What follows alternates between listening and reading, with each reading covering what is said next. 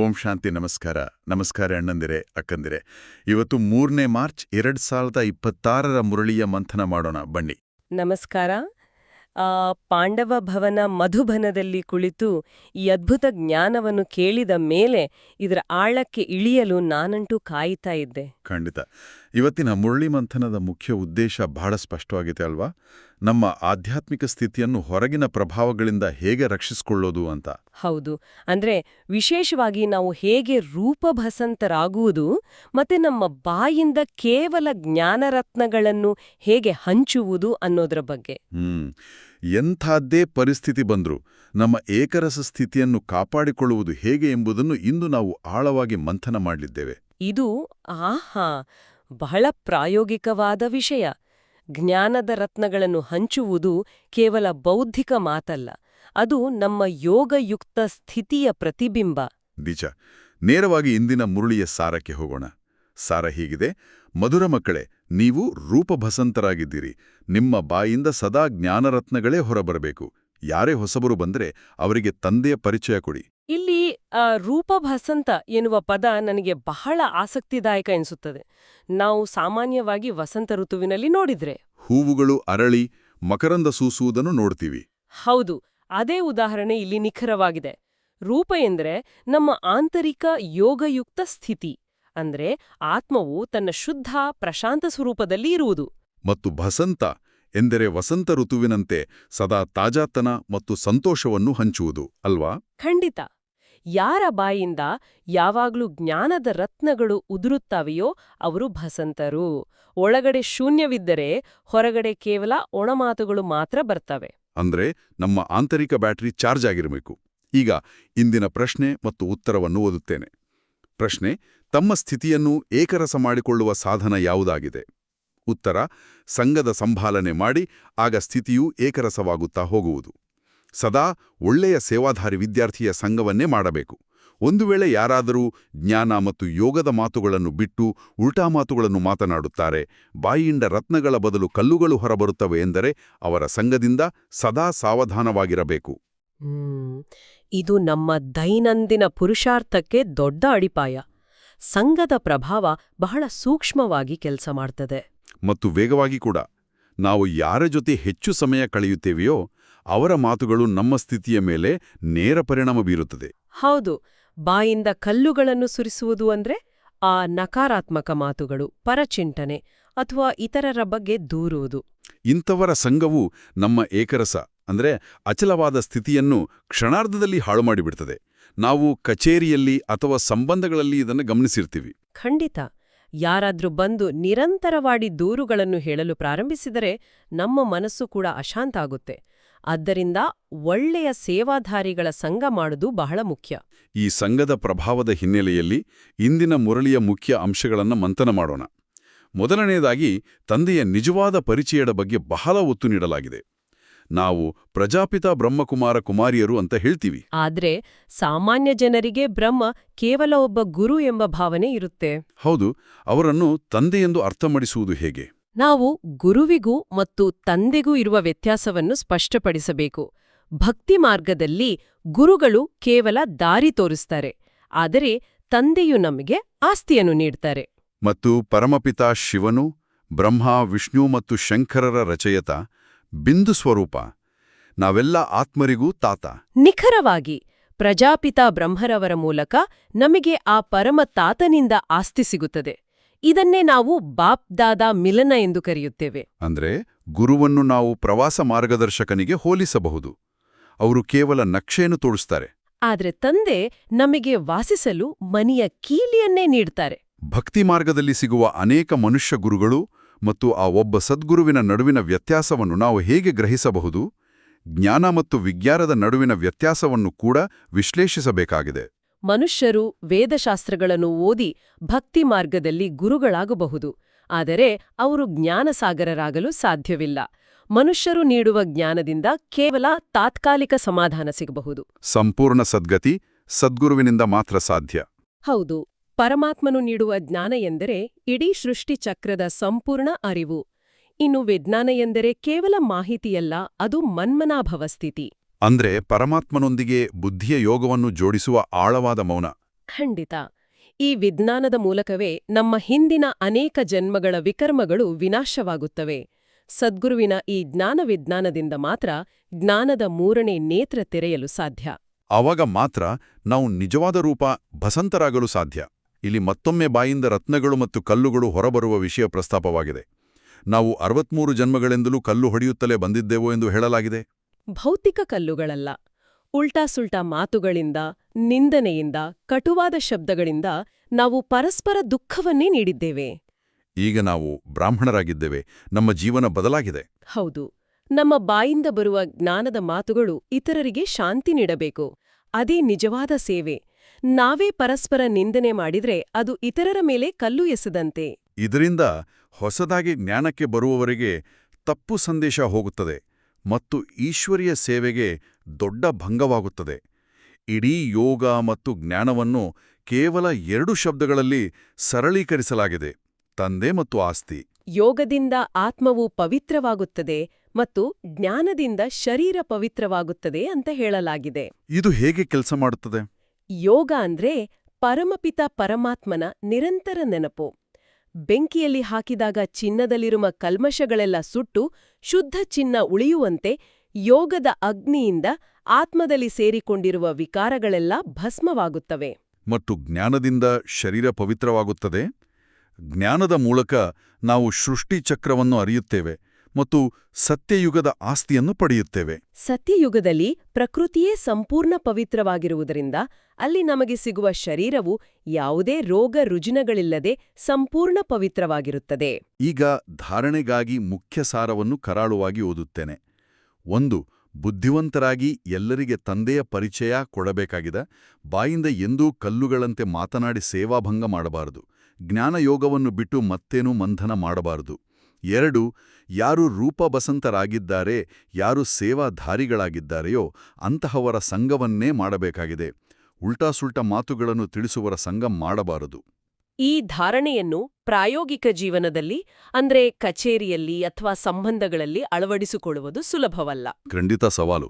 ಏಕೆಂದರೆ ನಾವು ದಿನನಿತ್ಯ ವಿವಿಧ ಮನಸ್ಥಿತಿಯ ಜನರೊಂದಿಗೆ ಬೆರೆಯಲೇಬೇಕಾಗ್ತದೆ. ಆದರೆ ಇದನ್ನು ಸಾಧಿಸಲು ನಾವು ನಮ್ಮ ಅಟೆನ್ಷನ್ ಅಂದ್ರೆ ಒಳಗಿನ ಗಮನವನ್ನು ತೀಕ್ಷ್ಣವಾಗಿಟ್ಟುಕೊಳ್ಳಬೇಕು. ಅವರ ನಕಾರಾತ್ಮಕತೆ ನಮ್ಮೊಳಗೆ ಇಳಿಯಲು ಬಿಡಬಾರದು. ಯಾರಾದರೂ ಉಲ್ಟಾಸುಲ್ಟಾ ಮಾತುಗಳನ್ನು ಆಡುತ್ತಿದ್ದರೆ ನಾವು ವಾದಕ್ಕೆ ಇಳಿಯಬಾರದು. ಹೌದು.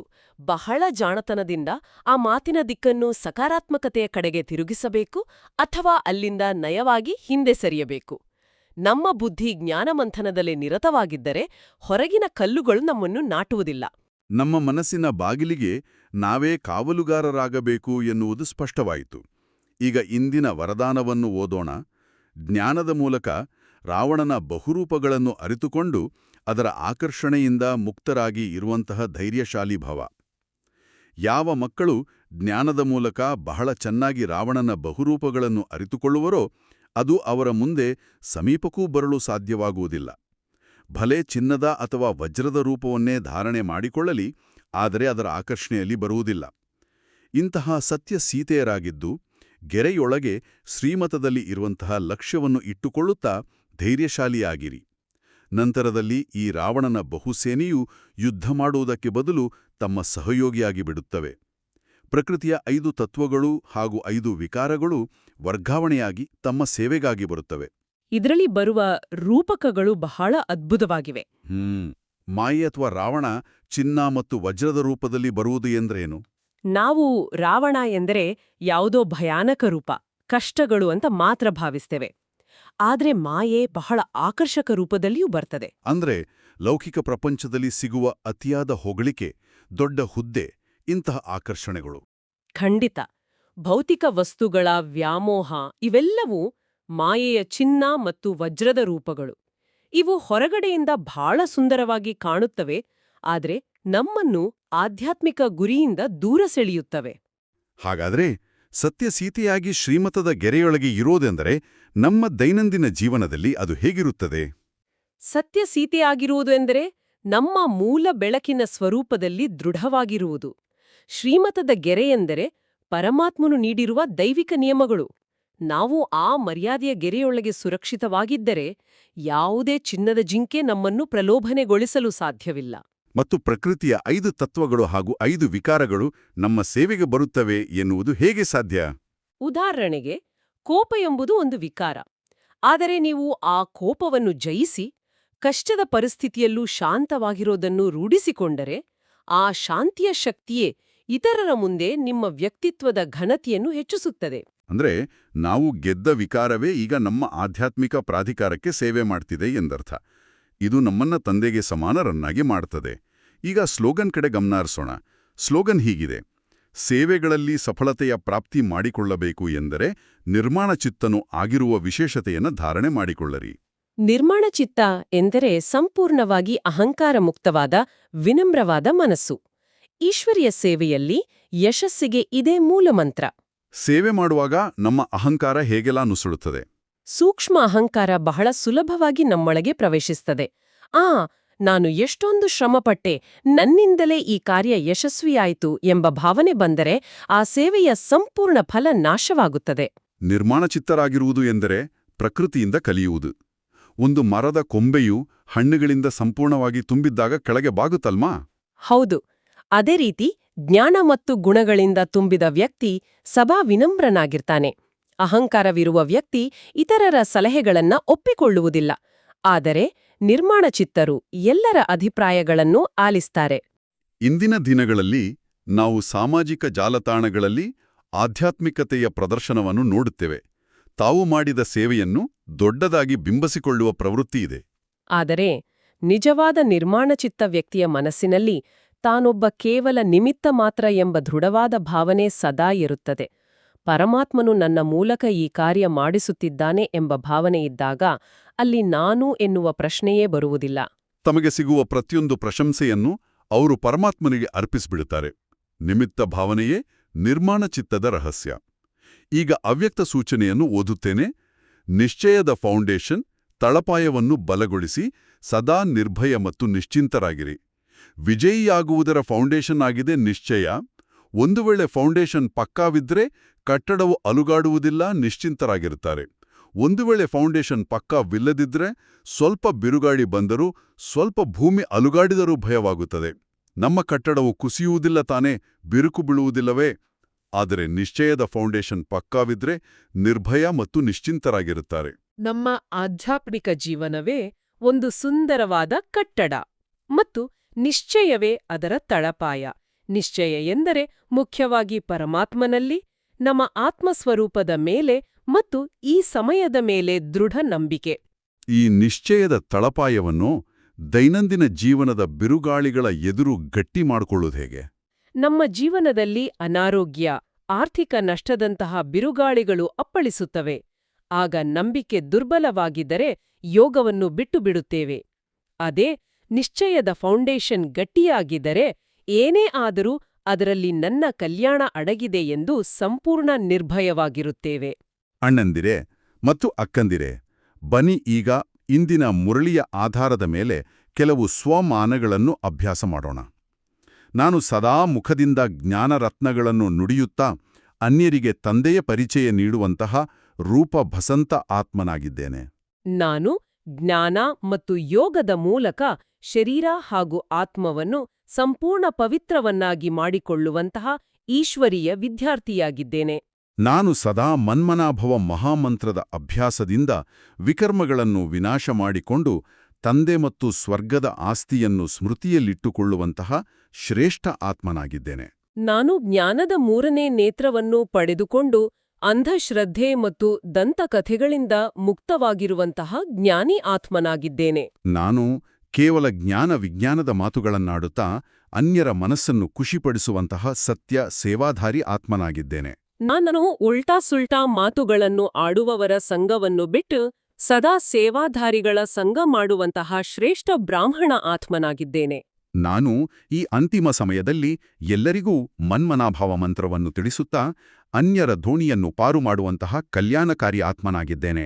ನಾನು ರಾವಣನ ಬಹುರೂಪಗಳನ್ನು ಜ್ಞಾನದಿಂದ ಅರಿತುಕೊಂಡು ಮಾಯೆಯ ಯಾವುದೇ ಆಕರ್ಷಣೆಗೆ ಒಳಗಾಗದೆ ಸದಾ ಶ್ರೀಮತದ ಗೆರೆಯೊಳಗಿರುವಂತಹ ಧೈರ್ಯಶಾಲಿ ಆತ್ಮನಾಗಿದ್ದೇನೆ. ಮುಂದುವರಿಯುತ್ತಾ ಇಂದಿನ ಹೋಂವರ್ಕ್ ಕಡೆಗೆ ಗಮನ ಹರಿಸೋಣ.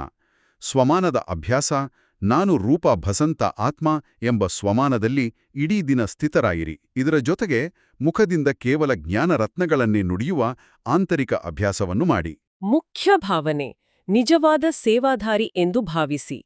ಈ ಹಳೆಯ ಪ್ರಪಂಚದಲ್ಲಿ ನಾನು ಈಶ್ವರನ ಅತಿಥಿಯಾಗಿದ್ದೇನೆ ಎಂದು ತಿಳಿದುಕೊಂಡು ಎಲ್ಲರಿಗೂ ತಂದೆ ಮತ್ತು ಆಸ್ತಿಯ ಪರಿಚಯವನ್ನು ನೀಡುವ ಜವಾಬ್ದಾರಿಯಿಂದ ಇಂದಿನ ಎಲ್ಲಾ ಕರ್ಮಗಳನ್ನು ಮಾಡಿ. ದೈವಿ ಗುಣದ ಧಾರಣೆ. ಇಡೀ ದಿನ ನಿರ್ಮಾಣತೆ ಗುಣವನ್ನು ಧಾರಣೆ ಮಾಡಿ. ಕೇವಲ ಹೊರಗಿನಿಂದ ಮಾತ್ರವಲ್ಲದೆ ಮನಸ್ಸಿನ ಸಂಕಲ್ಪಗಳಲ್ಲೂ ಅಹಂಕಾರವಿಲ್ಲದಂತೆ ಈ ಗುಣದ ಪ್ರಭಾವ ಇರುವಂತೆ ಗಮನಹರಿಸಿ. ಪವಿತ್ರತೆಯ ಪುರುಷಾರ್ಥ. ಸಂಪೂರ್ಣ ಪವಿತ್ರರಾಗುವ ಪುರುಷಾರ್ಥ ಮಾಡಿ. ಇದಕ್ಕಾಗಿ ಇಡೀ ದಿನ ಮಾಯೆಯ ರಾವಣನ ಯಾವುದೇ ಆಕರ್ಷಣೆಗೆ ಒಳಗಾಗದೆ ದೃಷ್ಟಿ ಮತ್ತು ವೃತ್ತಿಯ ಶುದ್ಧಿಯ ಕಡೆ ವಿಶೇಷ ಗಮನವಿರಲಿ. ಕರ್ಮಯೋಗ. ಕರ್ಮಕ್ಷೇತ್ರದಲ್ಲಿ ಮನ್ಮನಾಭವ ಅರ್ಥ ಮಾಡಿಕೊಂಡು ದಿನವಿಡೀ ಕಮಲಪುಷ್ಪ ಸಮಾನರಾಗಿ ತಂದೆಯನ್ನು ನಿರಂತರ ನೆನಪು ಮಾಡುತ್ತಾ ಶ್ರೇಷ್ಠ ಕರ್ಮಗಳನ್ನು ಮಾಡಿ. ಸೇವೆ ಮತ್ತು ವೈರಾಗ್ಯ. ಇದು ಅಂತಿಮ ಸಮಯವಾಗಿರೋದ್ರಿಂದ ಪರಚಿಂತನೆ ಹಾಗೂ ಉಲ್ಟಾ-ಸುಲ್ಟಾ ಮಾತುಗಳ ಬಗ್ಗೆ ಉಪರತಿ ಅಥವಾ ವೈರಾಗ್ಯವಿರಲಿ. ನಿಮ್ಮ ಸಮಯ ಮತ್ತು ಶಕ್ತಿಯನ್ನು ಜ್ಞಾನ ವಿಜ್ಞಾನದ ಶ್ರೇಷ್ಠ ಸೇವೆಯಲ್ಲಿ ಸಫಲ ಮಾಡಿಕೊಳ್ಳಿ. ದಿನಚರಿ ಮತ್ತು ವರದಾನ. ದಿನವಿಡೀ ಟ್ರಾಫಿಕ್ ಕಂಟ್ರೋಲ್ ಸಮಯದಲ್ಲಿ ಮಾಯಾಜೀತು ಧೈರ್ಯಶಾಲಿ ವರದಾನದ ಸಾರವನ್ನು ಸ್ಮೃತಿಯಲ್ಲಿತ್ತುಕೊಳ್ಳಿ ಮತ್ತು ಕರ್ಮಕ್ಷೇತ್ರದಲ್ಲಿ ನಿರ್ಮಾಣಚಿತ್ತ ಸ್ಲೋಗನ್ನಿನ ಸಾರ ಅಭ್ಯಾಸ ಮಾಡಿ. ಶಕ್ತಿಗಳ ಜಮಾ. ಏಕರಸ ಸ್ಥಿತಿಯಲ್ಲಿ ಒಬ್ಬ ತಂದೆಯ ನೆನಪಿನಲ್ಲಿ ಇರುವುದರ ಮೂಲಕ ಹಾಗೂ ಒಳ್ಳೆಯ ಸೇವಾಧಾರಿಗಳ ಸಂಘದಲ್ಲಿ ಇರುವುದರ ಮೂಲಕ ಎದುರಿಸುವ ಬಲ ಮತ್ತು ನಿಶ್ಚಯದ ಬರವನ್ನು ಜಮಾ ಮಾಡಿಕೊಳ್ಳಿ. ಈ ಎಲ್ಲ ಅಂಶಗಳು ನಮ್ಮ ದೈನಂದಿನ ಸಾಧನೆಯನ್ನು ಇನ್ನಷ್ಟು ಬಲಪಡಿಸಲಿವೆ. ಇಂದಿನ ಮಂಥನವನ್ನು ಪೂರ್ಣಗೊಳಿಸುವ ಮುನ್ನ ವರದಾನದಲ್ಲಿ ಉಲ್ಲೇಖಿಸಲಾದ ಆ ಸೀತೆ, ಚಿನ್ನದ ಜಿಂಕೆ ಮತ್ತು ಲಕ್ಷ್ಮಣರೇಖೆಯ ಪರಿಕಲ್ಪನೆಯನ್ನು ಒಂದು ಪ್ರಾಯೋಗಿಕ ಕಥೆಯ ರೂಪದಲ್ಲಿ ಸ್ವಲ್ಪ ವಿವರಿಸಬಹುದೇ? ಖಂಡಿತ. ರಾಮಾಯಣದ ಕಥೆ ನಮ್ಮೆಲ್ಲರ ಮನಸ್ಸಿನಲ್ಲಿ ಅಚ್ಚಳಿಯದೆ ಉಳಿದಿದೆ. ಸೀತೆಯು ಅರಣ್ಯದಲ್ಲಿದ್ದಾಗ ಒಂದು ಸುಂದರವಾದ ಚಿನ್ನದ ಜಿಂಕೆಯನ್ನು ನೋಡುತ್ತಾಳೆ. ಅದು ಸಾಮಾನ್ಯ ಜಿಂಕೆಯಾಗಿರಲಿಲ್ಲ. ಅದು ಮಾಯೆಯ ಬಹುರೂಪದ ಆಕರ್ಷಕ ಪ್ರತೀಕವಾಗಿತ್ತು. ಆ ಜಿಂಕೆ ಎಷ್ಟೊಂದು ಮೋಹಕವಾಗಿತ್ತಂದ್ರೆ ವಿವೇಕಿಯಾದ ಸೀತೆಗೂ ಕೂಡ ಅದು ತಂಗೆ ಬೇಕೇ ಬೇಕು ಎನಿಸುತ್ತಲ್ವಾ? ಹೌದು. ಆಕೆ ರಕ್ಷಣೆಗಾಗಿ ಲಕ್ಷ್ಮಣನು ಒಂದು ರೇಖೆಯನ್ನು ಎಳೆಯುತ್ತಾನೆ. ಅದೇ ಲಕ್ಷ್ಮಣ ರೇಖೆ. ನಮ್ಮ ಆಧ್ಯಾತ್ಮಿಕ ಭಾಷೆಯಲ್ಲಿ ಅದೇ ಪರಮಾತ್ಮನ ಶ್ರೀಮದದ ಗೆರೆ. ಸೀತೆಯು ಆ ಸುರಕ್ಷಿತ ರೇಖೆಯೊಳಗಿರುವವರೆಗೂ ರಾವಣನು ಅವಳನ್ನು ಏನೂ ಮಾಡಲು ಸಾಧ್ಯವಿರಲಿಲ್ಲ.